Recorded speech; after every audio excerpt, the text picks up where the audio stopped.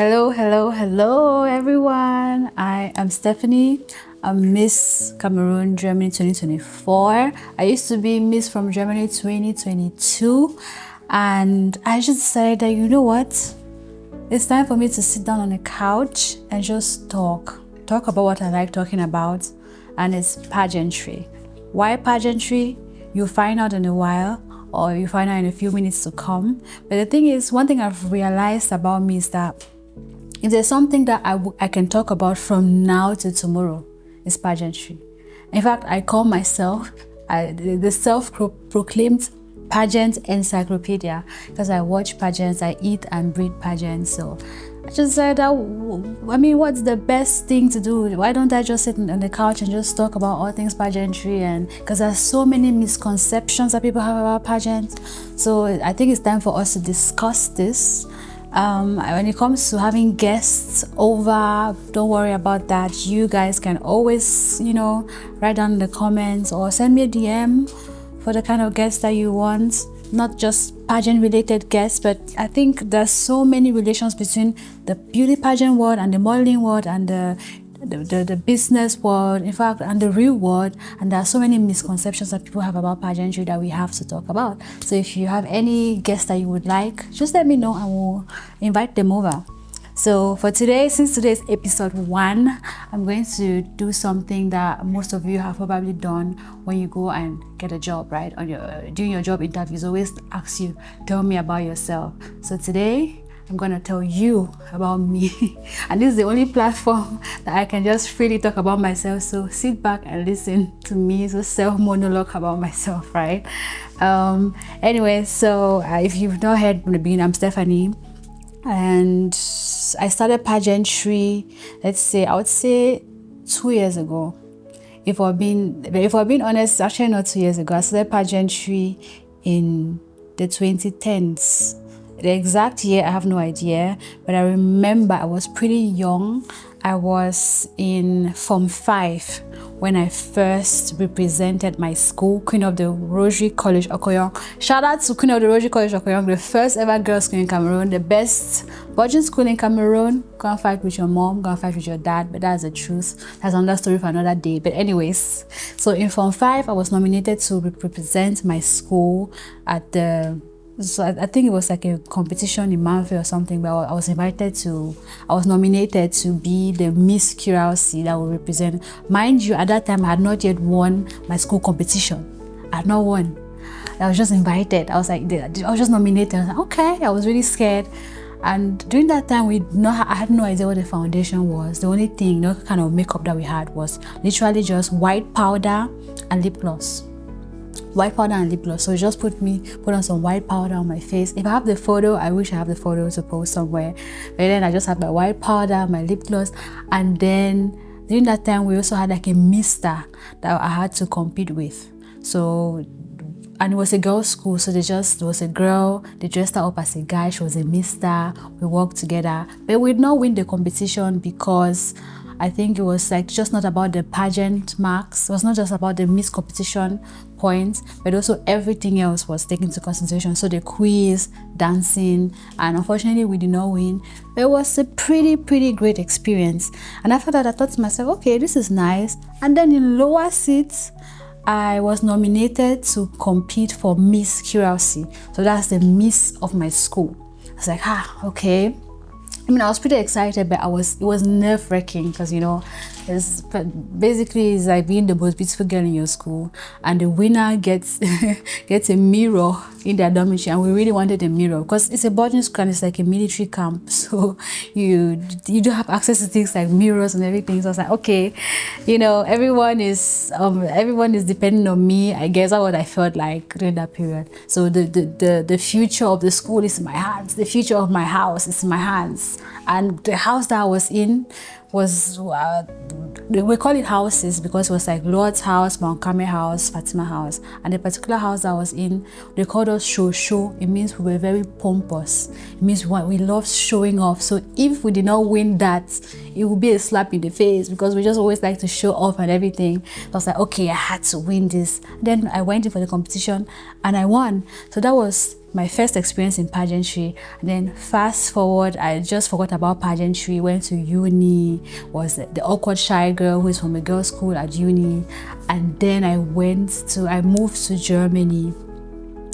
And in Germany, I just did not know what to do, because I was very shy, and then, you know, there's a new language. I was in a state of dilemma. What should I do? Should I be a model, or should I be an office worker? But I always knew that I wanted to be a model, but I don't know how. So then I started, you know, asking around about how it is, what should I do to become a model. And there was little to no resources that I got. I used to watch Germany's Next Top Model, and there were mostly white girls on there. Most of the girls did not look like me. I think I watched one episode or one season of Germany's Next Top Model where this Nigerian black girl won, Tony Dreher, something like that. And I was so happy. That really, really opened my eyes, like, oh my gosh, Tony. And then I started becoming a fan of Germany's Next Top Model. Then the season after that, the black girls were doing well, but obviously they will not let the black girl win every single year. So I was like, okay, so I mean, modeling is good, but then there's the height thing, there's the size thing, you know, you have to be tall. Around that time, I think 2017, 2018, you had to be a certain size, popularly a certain size, to make it far in the modeling industry. And you had to have access to, you know, set card photos, connections to get you into that door. And as a young girl that was in Germany, that could barely speak the language, that did not know so many people, and I knew nothing, there was no way I was going to come into the modeling industry easily. So being the resilient girl that I am, and that I've always been, I had to look for a way. So then there was one day, I think this was in 2020, during Corona period, 2019, I was scrolling through social media, and a video came out. It was like the first black Miss Universe in a while, in so many years. I'm like, oh, okay, she's black, she's Miss Universe. I'm like, okay, that's cool. Let's just watch. And I watched. It was Zozi Binitunzi. She was Miss Universe 2019, and when I clicked, the video I watched was a video of her doing her final top 5 Q&A answer. And then she was like, women are the most powerful beings on the world, and one thing that was supposed to teach women is leadership, something like that, in the lines of that. Then I was like, okay, mind you, this is a black girl, short hair, 4C as you can get, and she's winning Miss Universe, most beautiful woman in the universe. And I said, if she can do it, then I can do it too. And then mind you, there was also her final speech that she said that in a world where she grew up, where women who look like her, that have the hair, have like the same hair as her, or have her skin color, are deemed as not beautiful, and something in the line as she wants to show that women, or that black women, are beautiful in every shape, in every size, no matter your hairstyle. I was so touched. I was really touched. I said, okay, this is definitely something that I could do. I decided to, do more research in pageantry. I started showing interest in pageantry. And then fast forward to 2020, when I was still scrolling on Instagram, and then there was another video of this beautiful, goddess black girl walking on stage. I was like, wow, she's so beautiful. And then they said, yeah, she's the first black Miss Grand International. I'm like, oh, another black woman has won a pageant? Okay, this is nice. Okay, pageantry, okay, I'm like, she gorgeous. She wore, I can never forget, yellow dress with her gorgeous, thick 4C, long 4C hair, kinky straight 4C hair. And I was like, okay, this is nice. And then she was so beautiful. I said, okay, now this pageant thing is definitely for me, because look at black girls are winning every single year. Oh my God, I have to do it. And I continued. I started watching Miss Grand International, and I loved her performance so much. I think Miss Grand is one of the pageants that I really fell in love with. I love Miss Universe, but when I watched Miss Grand International, I was like, okay, this is something that, because I'm a shy girl, I would say shy, but then I love to show off, because when I was in secondary school, I was in a girls' school, and we could do whatever. I could be whatever I wanted to be. I could be a journalist, I could be a singer, I could be an actress. I just did whatever I wanted to do. So I think when I watched Miss Grand, I was like, okay, these girls actually have a platform where they can do whatever they want to do, and they can just show their talents. I felt that, okay, Miss Grand is something for me. So I kept on watching that, and then I did research on pageantry. I decided that, okay, so why don't I try my own? Let me try my luck. But I just had it in the back of my mind. And during that same period, a friend of mine sent me a message that, yeah, there's this pageant going on online, and I think you should try it. I'm like, me? No, stop it. Why should I try a pageant? He was like, yeah, you should try it. I mean, and if you win, you get, is it 1,500 euros? I'm like, okay, now you're talking. Now you're making sense. Tell me about this pageant. So he sent me the link, and he sent me like the flyer. So it was a Cameroonian pageant, and it was an online pageant because it was, during Corona period. So I had never done a pageant. Like I said, I did a pageant in secondary school, but I've never done an actual pageant before. And this Cameroonian pageant was supposed to be online, and it was Germany based, so for Cameroonians in Germany. So I said, okay, let me try it out. I tried it out, and mind you, it's a pageant that you have to speak a lot of, French and English, and then you have to do a lot of videos since it was online. I did everything. I tried. I gained the attention of the Francophone community. That was one of the communities that is really, really hard to gain their attention, but I really worked hard because of the the videos that I made, and I gained their attention, and I turned out to be second runner-up, which was I was a bit sad about that. I was sad, I'm not gonna lie. I was sad. That's one thing that we actually have to talk about, disappointments when you don't have the title, or when you don't get what you were hoping for in a pageant, especially if you invest a lot. Because no matter how small the pageant is, even if it's an online pageant, you invest a whole lot to get to where you are. So yeah, I was disappointed, I'm not gonna lie. But for me, the disappointment only lasted one day. The next day I was fine. I just moved on. I was like, okay, it happens. Second runner up, I told myself, never again. If you catch me in a pageant, if you see me in a pageant, it's not me. I will never do this again, because it was so stressful. It's not because I was disappointed, but it was way too stressful for me. So okay, let me just concentrate on my book work. Let me study. So I kept on studying and concentrating. And then one time again, I saw another advertisement for a pageant, another ad on Instagram for a pageant. So okay, this looks nice, this is interesting. It was for a pageant called Miss from Germany. Like, okay, Miss from Germany looks nice. The pageant was held in Germany and everything. I liked the activities. It was during Corona. The first one was held during Corona, but it still looked nice. I was like, okay, this is something that I might not have to invest too much in it.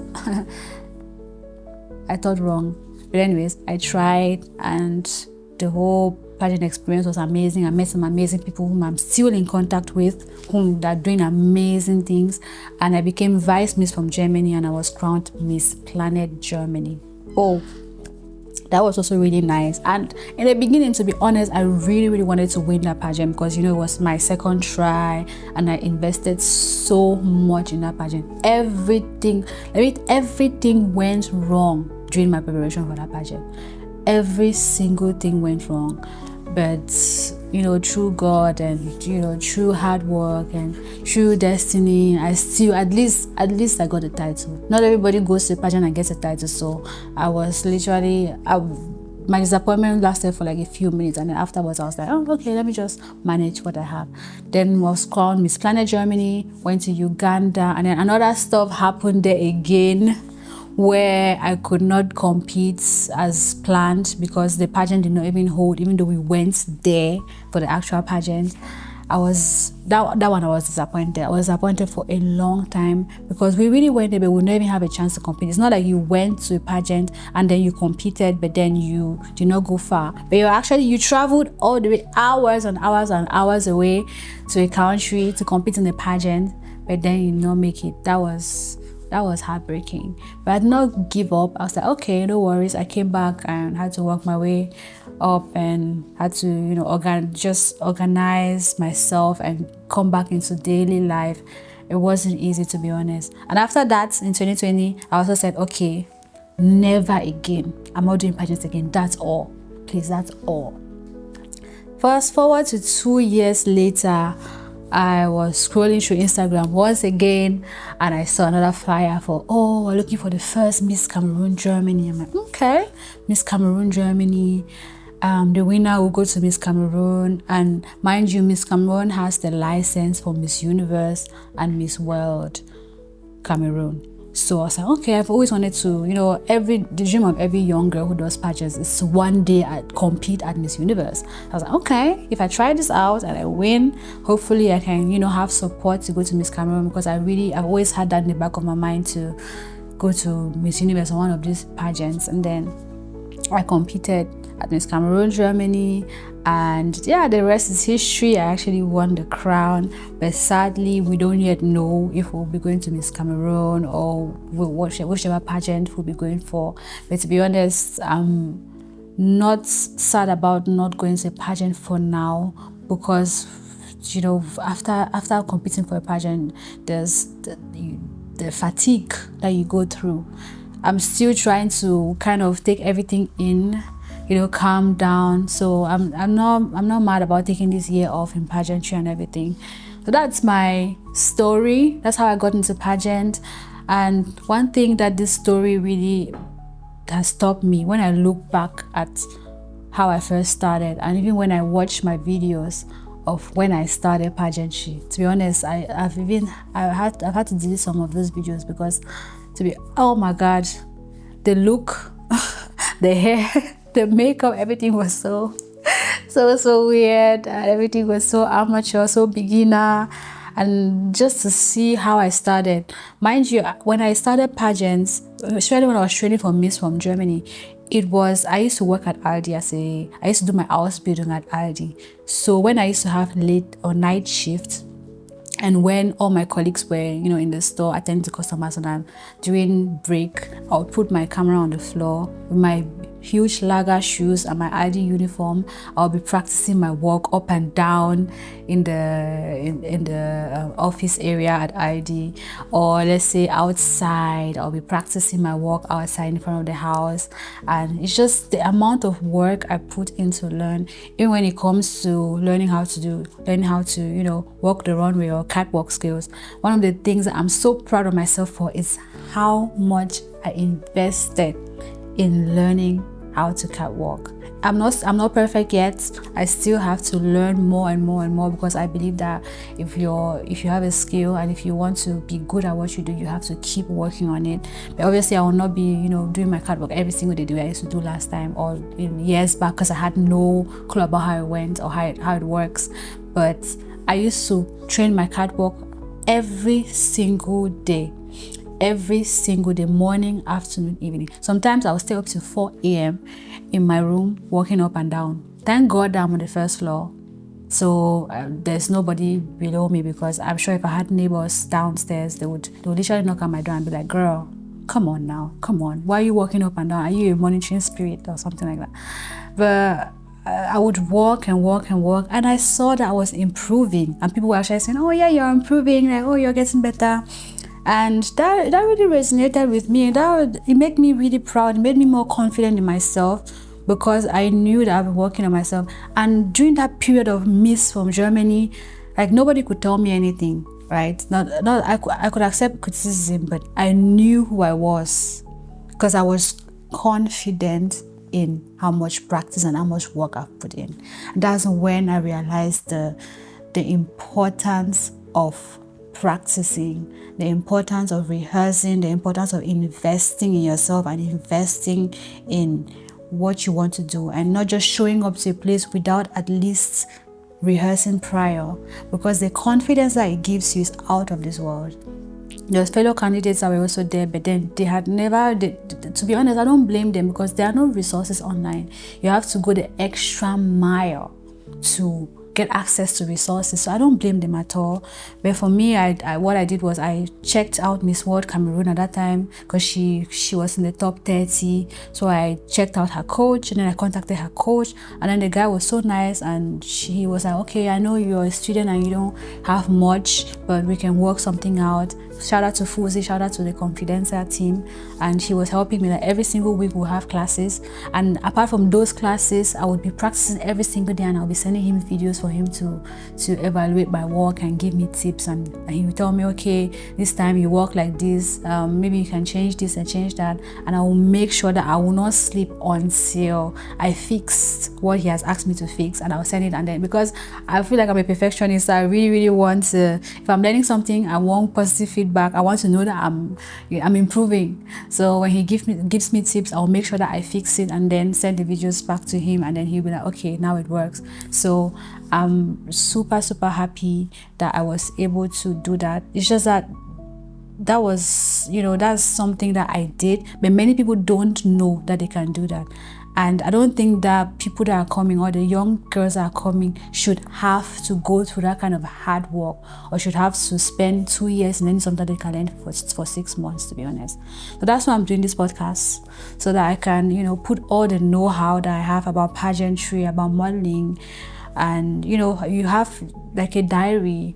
This is my personal diary. You can have a look into my personal diary and learn from it, and just maybe listen, and maybe a few tips or something on how to get a coach, or because I would definitely love to invite some pageant coaches on here to talk about their experience, talk about how to learn fast. Or you can have, past beauty queens, about how their experience in an international pageant were. And then you have me, who has been to a national pageant and to a field international pageant. I can tell you my experience about it and what to expect, how to prepare for a pageant. And then there's one thing people actually don't know as well, that if you're good in pageants, then you probably will be good in modeling, even though you might not meet the the societal standards of what a model should be. But come to think of it, in pageantry, the skills that we learn is catwalk, public speaking, resilience, and many others. The catwalk for sure. But for pageant queens, in order for them to go on stage, they have to learn and train a lot on their catwalk. So that's why it's very easy for a pageant girl to tone down her catwalk and slay on the runway. But it's a bit more difficult for a model to come to the pageant scene without prior training and still slay in the pageant scene, even though she might have the perfect body measurements and the perfect physique for the pageant industry. But it's certain technicalities that are very important, that for me, if there's any young girl out there that's interested in the modeling industry, I would definitely say take classes, take pageant catwalk classes, and you slay in both. You slay in pageantry and you slay in modeling. So these are some kind of small tips, that very tiny tips that people don't know about. And I'm really happy that I got the opportunity to learn. It took me so many years, but I mean, that's why we're here, right? So you don't have to take that long to study. So if you have any questions about pageantry, not necessarily about modeling, because I'm not very versed in modeling, but I can have guests that are also very good in modeling, that have been in the industry. So just let me know what you'd like to hear from me. This is my experience, my pageant experience, and take everything I say with a grain of salt. I'm not here to tell you what to do. I'm here to tell you what I have done, and if it applies to you, and if you like to try it out, try it. Sharing is caring. But if you feel like you have your own way that you want to follow, everyone has their own path. That's life. You don't necessarily have to follow what I say step by step. But I think just sharing ideas, because if we share more often, it's gonna help someone out there. Because it's not okay that if I'm looking for, let's say, something in pageantry, I have to search and do gymnastics on the internet not to get a single information. There's so many hidden gems. There's so much information about this industry that is just hidden, and it's not supposed to be hidden. The Asian community, they're very versed in pageantry, and they know a lot, and they share a lot of information. The Latinas share a lot of information, but Africans and Europeans, we just hide stuff. We don't really share. We don't communicate like that. So this platform is going to be that's for us. So thank you so much for watching and for listening to my first ever podcast. Let me know how I did, and let me know what you want me to talk about next. Let me know who you want me to invite next. I'm looking forward to see you next time. I'm still to come up with an official name for the podcast, so bear with me. But once I'm out with the name, you're definitely gonna know. But yeah, comment down what name you would like. I'm thinking of glitz and glam. I'm thinking of beyond the crown. Those are the two names I'm thinking of. So let me know which other ones you would like to recommend. So thank you once again, and have a nice day or evening or wherever you are. Mwah. Don't forget to wear your crown always. Bye bye.